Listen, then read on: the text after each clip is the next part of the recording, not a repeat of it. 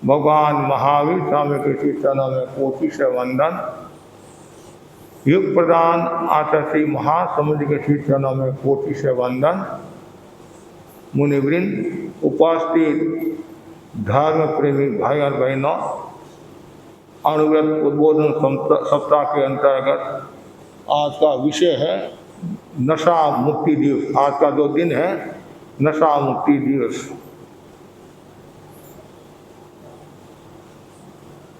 अनुव्रत आचार संहिता चरित्र निर्माण की आधारशिला है। व्यक्तित्व निर्माण की सुदृढ़ पृष्ठभूमि है। मानव जाति के सुधार एवं नैतिक उत्थान के लिए पावन संदेश है। मानवीय नैतिक आध्यात्मिक आदर्शों का पवित्र मार्ग प्रशस्त करने वाली एक दीपशिखा है। अनुव्रत एक ऐसी मिसाल है जो संपूर्ण जीवन पथ को ज्योतिर्मय बना सकती है।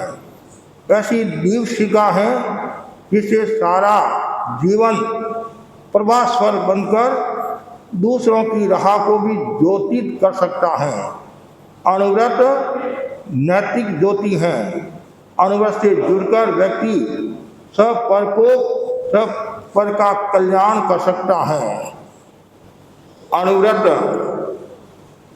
संकल्प शक्ति को मजबूत बनाता है। अनुव्रत दिशा दशा को बदलता है। अनुव्रत स्व से जोड़ने की प्रक्रिया है। अनुव्रत की साधना से व्यक्ति उच्चता को प्राप्त हो सकता है। तो अनुव्रतों की साधना सभी भाई बहनों को करनी चाहिए। हम गुरुदेव तुलसी के आभारी हैं जिन्होंने युग की नब्ज को देखकर, परिस्थितियों को देखकर अनुव्रत आंदोलन का सूत्रपात किया। अनुव्रत आंदोलन के मूल में 3 बातें हैं: संयम, समता, नैतिकता। अनुव्रत नैतिकता का पाठ पढ़ाता है। नैतिकता का विकास कब होगा? जब आपके भीतर में संयम होगा और आपके भीतर में सादगी होगी। जहाँ संयम, सादगी, समता, नैतिकता होती है वहाँ व्यक्ति का व्यक्तित्व बनता है और वह अपने जीवन को उज्जवल बना देता है। जहाँ संयम है, समता है, नैतिकता है, वहाँ फिर नशा मुक्ति की भी बात आएगी। नशा से मुक्त कौन हो सकता है? जिसके दिल में संयम होता है, सात्विक मनोवृत्ति होती है और नैतिकता में विश्वास रखता है। यदि व्यक्ति के भीतर में असंयम है, अनैतिकता है, धोखाधड़ी है, बेईमानी है, वो व्यक्ति ही नशा से मुक्त होना कठिन होता है। इसलिए ज्ञानीजन बार बार कहते हैं और हमारे अध्यात्म के आचार्यों ने 7 प्रकार के व्यसन बताए हैं और हमारे पुराने साधु साध्वी और वर्तमान में भी अनेक साधु साध्वियाँ 7 व्यसनों का त्याग कराते हैं।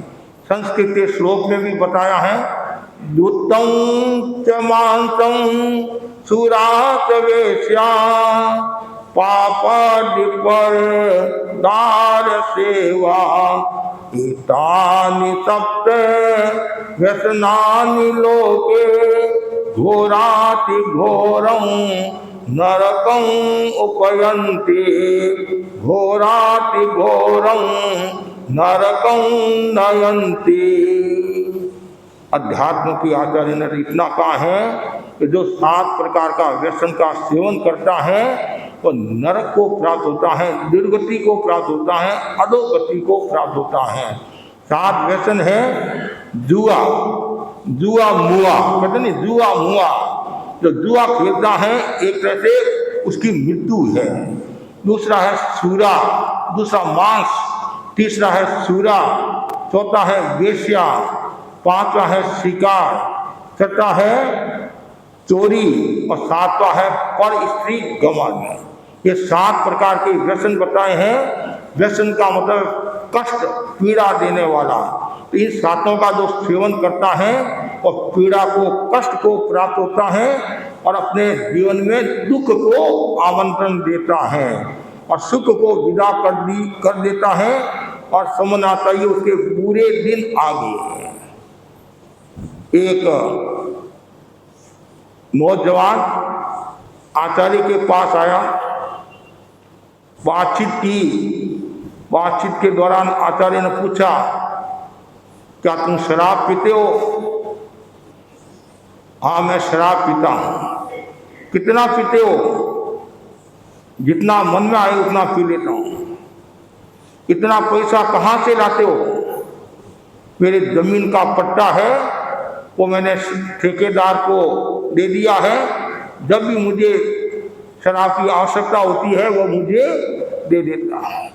ये ऐसी एक घटना नहीं, न जाने कितनी घटनाएं हैं।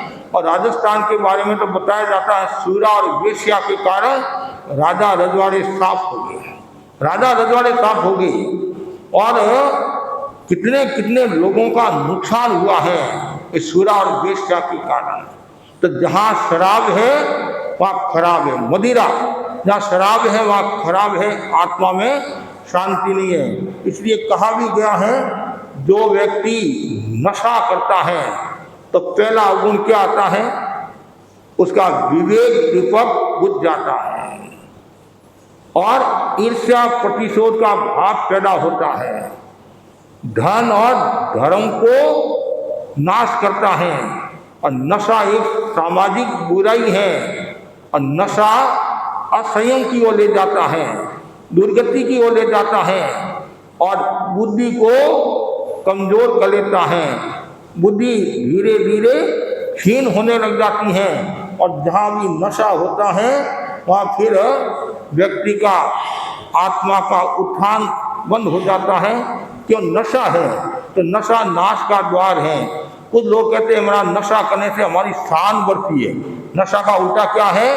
शान। और आज के युग में यदि कोई नशा नहीं करता है, लोग भी कहते हैं कुछ नहीं, सत्व नहीं है और पुरुष ही मतलब ऐसे ऐसे शब्दों का प्रयोग करते हैं। तो हम भी देखते रह जाते हैं कि समाज में कितनी विकृति आ रही है और समाज में कितनी बुराई आ रही है।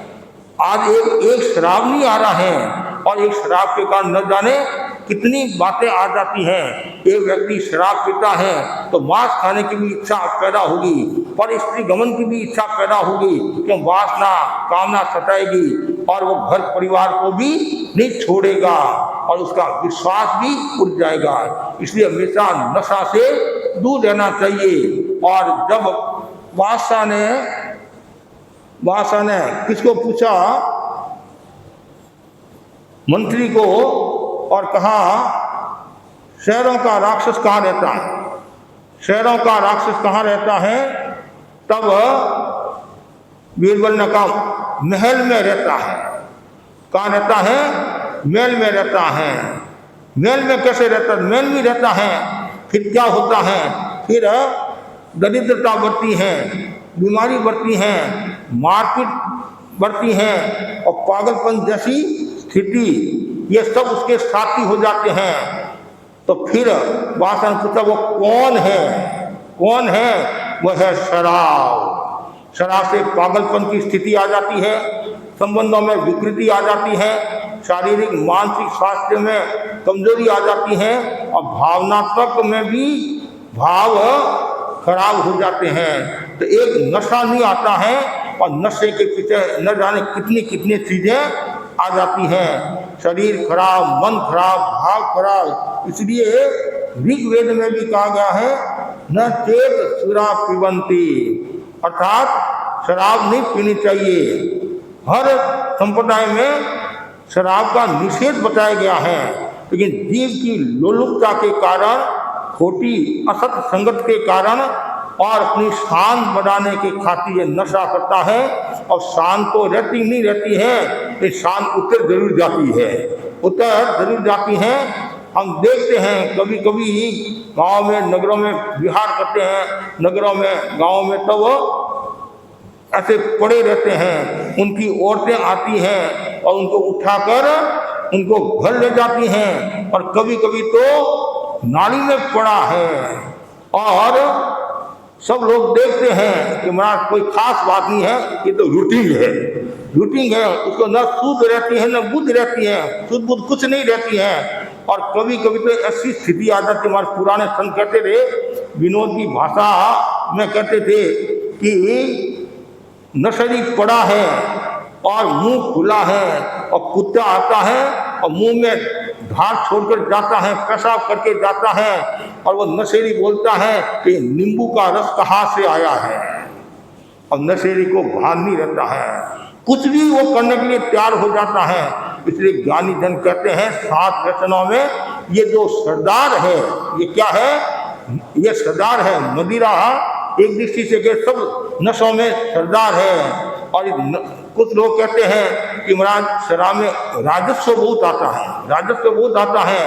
लेकिन एक राज्यसभा के मेंबर ने हमारे को बताया, महाराज राजस्व तो ठीक है, उससे ज्यादा नुकसान हो रहा है। क्यों? जो गरीब आदमी है, शराब पीता है और अस्वस्थ हो गया, बीमार हो गया, तो गवर्नमेंट हॉस्पिटल में उसको भर्ती कराया जाता है, तो वो सारा खर्चा कौन उठाती है? सरकारी उठाती है, तो और ज्यादा नुकसान होता है। तो ये आम धारणा होगी भाई राजस्व राजस्व। अरे राजस्व के तो तरीके बहुत हो सकते हैं, बहुत तरीके हो सकते हैं। देश के विकास के लिए और भी बहुत तरीके हो सकते हैं। लेकिन ऐसा पैसा किस काम का?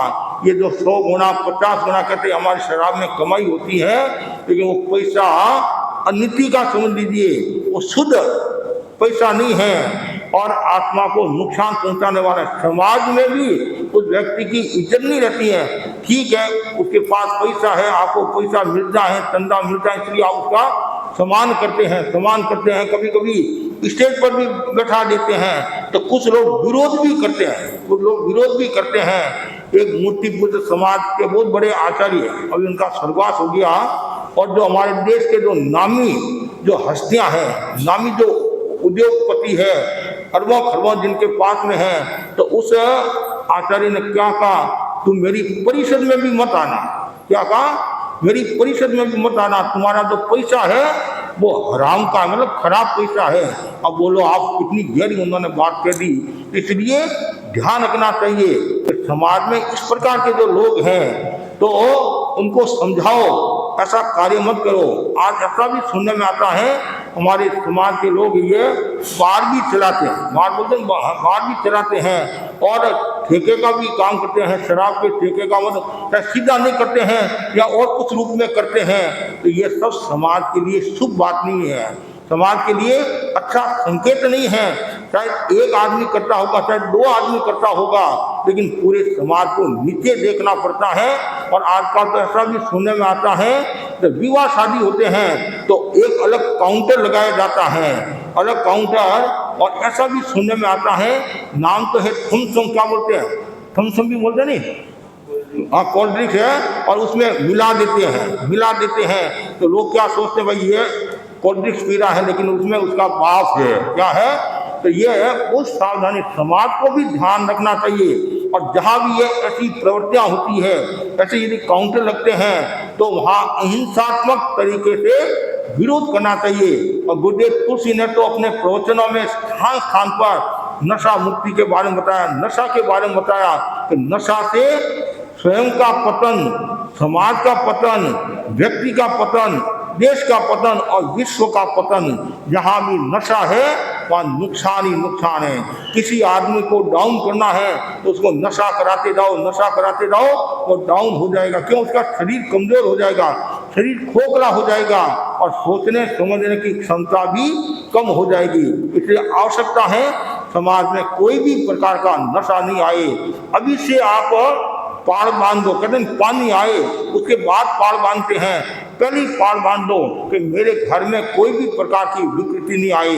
और आजकल तो ऐसा भी कहते हैं कि महाराज घरों में भी रखना शुरू कर दिया है, घरों में भी रखना शुरू कर दिया है। और सीधा तो ऐसे तो पता नहीं चलता है, और घर में आता है और अपनी जो अलमारी होती है या कोई ऐसी चीज़ होती है वहाँ रख देता है। अब हर एक परिवार को कभी कोई पता भी नहीं चलता है, लेकिन ऐसा कभी कार्य नहीं करना चाहिए। हम जैन हैं, और गुरुदेव तुलसी के शब्दों में जैन कौन होता है? जो नशा मुक्त जीवन जीता है, देव गुरु धर्म में विश्वास रखता है, और जो नौकार मंत्र में विश्वास रखता है। एक तरफ आप नौका मंत्र का जाप करते हो, भिक्षु स्वामी का जाप करते हो, साधना करते हो, आराधना करते हो, और दूसरी तरफ सातवें प्रकार के आपके भीतर में व्यसन है, तो समाज का उस व्यक्ति का भला कैसे होगा, उसको लाभ कैसे मिलेगा? ठीक है, धर्मस्थ है, गलती किसी से भी हो सकती है, कोई बड़ी बात नहीं है, लेकिन अब विकृति को छोड़ना चाहिए। विकार ये विकार पैदा करने वाला होता है, तो जहाँ विकार होगा वहाँ कषाय उत्तेजित होंगे, वासना उत्तेजित होंगी, और कामना उत्तेजित होंगे। फिर कभी कभी तो ऐसी स्थिति होती है परिवार के सदस्यों को भी नहीं छोड़ता है। इसलिए भगवान ने कहा है कि नशा से हमेशा दूर रहना चाहिए। और हमारे आगमों में भी बताया गया है, मज्जं दुग्गई मूलम हिरी सिरी मई धम्म नाश करम, मध्य दुर्गति का मूल कारण है, क्योंकि इससे लज्जा, लक्ष्मी, मति और धर्म का नाश होता है। और ऐसी तंबाकू का सेवन, पुराने समय में भी लोग खूब तंबाकू का सेवन करते थे, लेकिन उनके पीछे ये तर्क दिया जाता है कि वो खेतों में आदि में इतना काम करते थे, उनके कारण इतना नुकसान नहीं होता था। लेकिन नुकसान तो ही है, नशा तो नशा ही है, या किसी का भी हो नशा नशा होता है। और यहाँ तक बताया गया है, तंबाकू के बारे में बताया है, तंबाकू के एक पौधे की पत्ती में 35 प्रकार के जहर है। कितने? तंबाकू के एक पत्ती में 35 प्रकार के जहर है। निकोटीन, रेडियम, अक्रोलिन बोलते नहीं, और साइनाइरस, ये सब तत्व ऐसे हैं जिससे शरीर को खोखला कर देता है और व्यक्ति को खत्म कर लेता है। एक तंबाकू, आजकल तंबाकू का प्रचलन पहले की अपेक्षा से थोड़ा कम होगा, लेकिन अब नया रूप में शुरू हो गया। अब सिगरेट पीना शुरू कर दिया। आजकल तो ऐसा सुनने में आता, लड़कियां भी सिगरेट पीती है। कभी जाते हैं तो ये किनारे होते हैं, नुक्कड़ है, वहाँ लड़कियां ऐसे पीती है। अब बोलो, आप किसी ने कल्पना की थी कि हमारे समाज में है ये लड़कियां नशा करेगी? आज तो कहते हैं शराब तो सामान्य बात है, क्या बड़ी बात है, पानी है, इस तरह का पानी है, और पानी है, फिर बाद में पता चलेगा वो पानी है, फिर वो नशा उतरेगा नहीं, अहंकार का धन का हो, तब पता चलेगा कि मैंने क्या किया। इसलिए आज से मैं बहनों को, भाइयों को भी कहना चाहता हूँ कि ये विकृति खतरनाक है, और लड़कियों को आप समझाओ, प्रेम से समझाओ। फिर भी मुझे विश्वास है हमारा समाज अन्य समाज से काफी बचा हुआ है, लेकिन फिर भी समाज में विकृति आ रही है, ऐसा सुनने में आता है। और कभी कभी पारिवारिक सेवा कराते हैं, उनमें भी बताया जाता है, महाराज मैं नशा करता हूँ। एक जगह मैं सेवा करा रहा था, तो वो भाई, चल, मैंने कहा कोई नशा करता है? वो भाई खुद बोला कि मैं नशा करता हूँ और शराब पीता हूँ, और मैंने शराब नहीं पीने, वो बोला कोई बुराई नहीं है। क्या बोला? शराब पीना कोई बुराई नहीं है। तो फिर आगे मैं और क्या बोलूँगा?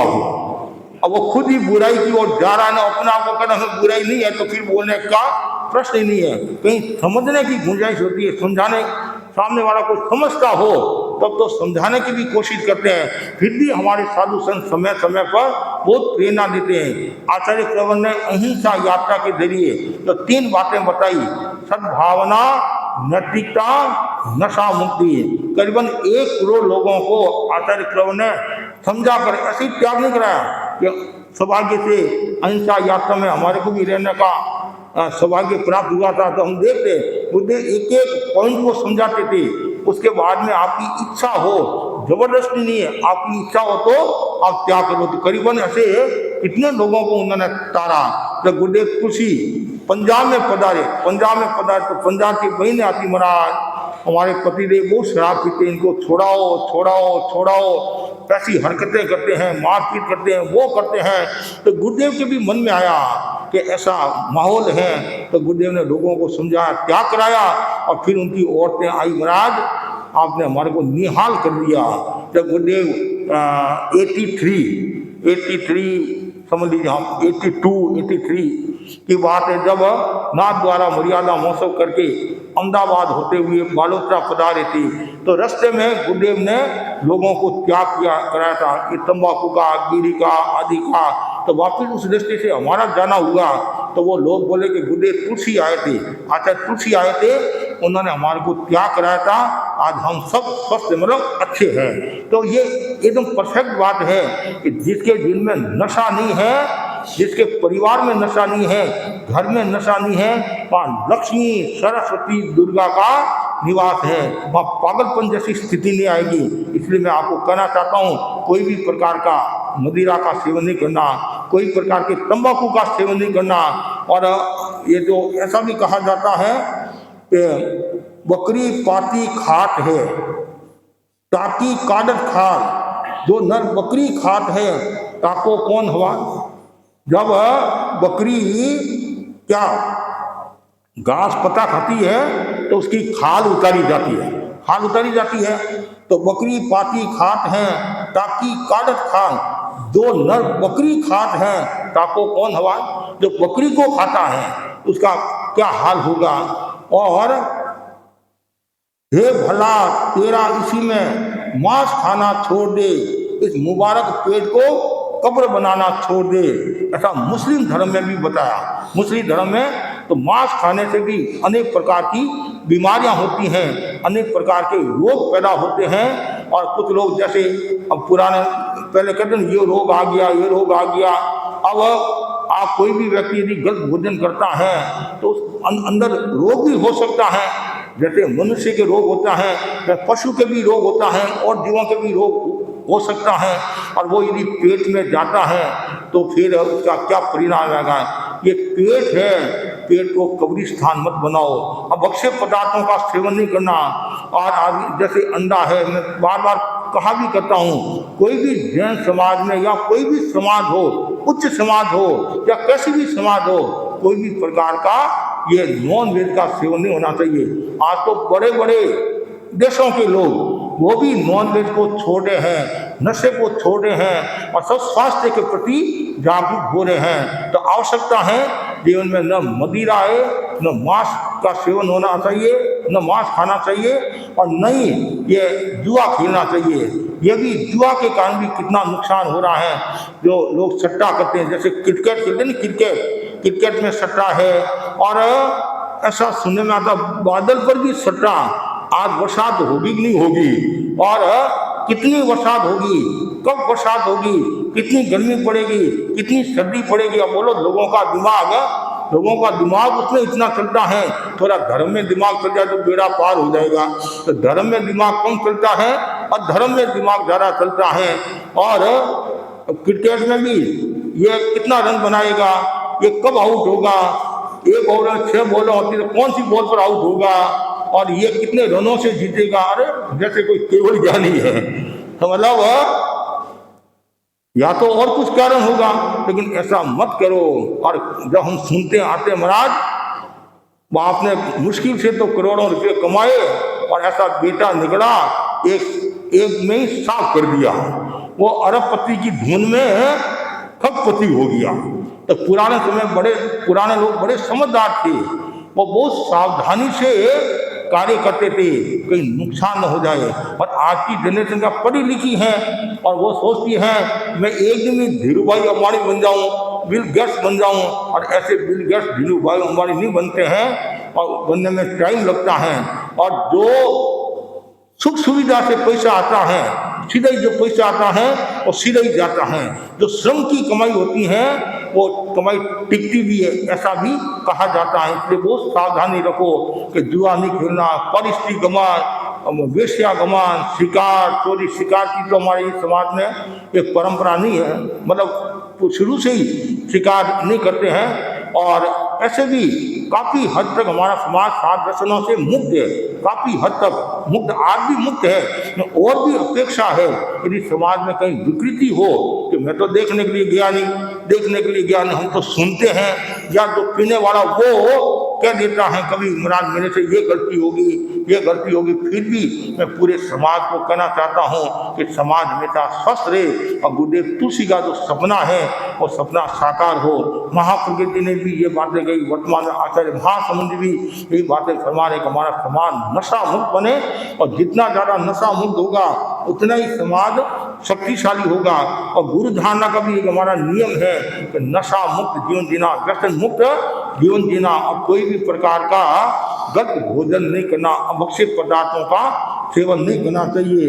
ये जो सात जो बातें मैंने आपको बताई है इस पर भी लोगों को चिंतन करना है। और जो व्यक्ति इन सातों से मुक्त होता है तो उसके घर में आनंद ही आनंद है। मैं तो बार बार कहा करता हूँ, आप पढ़ाई की चिंता मत करो, धन की चिंता मत करो, आप अपने चरित्र की चिंता करो। चरित्र सही है तो सब सही है। धन गया तो कुछ भी नहीं गया, स्वास्थ्य गया तो थोड़ा कुछ गया, और चरित्र गया तो सब कुछ गया। इसलिए चरित्र की रक्षा, चरित्र की रक्षा, और ये अनुगत है कि चरित्र निर्माण का आधार है। और ये चरित्र शुद्धि की बात करता है, नैतिकता की बात करता है, प्रामाणिकता की बात करता है। तो हमारा समाज एकदम स्वस्थ रहे, अच्छा रहे और पवित्र रहे, ये मैं मंगल कामना करता हूँ। इसी आशा के साथ ओम अरहम।